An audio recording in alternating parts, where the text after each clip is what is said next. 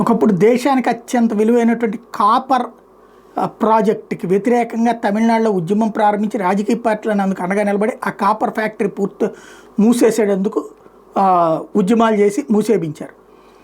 వేల కోట్ల రూపాయలు పెట్టుబడి పెట్టిన వాళ్ళని దెబ్బతీసాము అనుకున్నారు. కానీ దాని ఇంపాక్ట్ తమిళనాడు ఆర్థిక వ్యవస్థకి అత్యంత కీలకమైన దెబ్బతింది.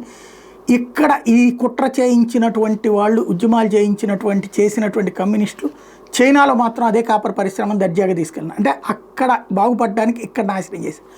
అంటే మన దేశపు ప్రయోజనాల కోసం కాకుండా విదేశీ ప్రయోజనాల కోసం మన దేశపు ప్రయోజనాల పణంగా పెట్టేటటువంటి రాజకీయ పార్టీలు తమిళనాడు గట్టిగానే ఉంటాయి. ఇప్పుడు తమిళనాడు గవర్నమెంట్ 2054 కోట్ల రూపాయలతో మదురై తూత్తుకోడి రైల్వే ప్రాజెక్టు చేస్తానికి సిద్ధపడితే దాన్ని వద్దని రిజెక్ట్ చేయడం అనేటువంటి తమిళనాడు ప్రభుత్వానికి చెల్లింది. క్రమంగా సెంటిమెంట్స్ని రగిలించేటటువంటి దానికోసం అభివృద్ధిని నిరోధకులుగా సొంత ప్రభుత్వాలే నడుస్తూ ఉండడం సిగ్గుచేటైన అంశం.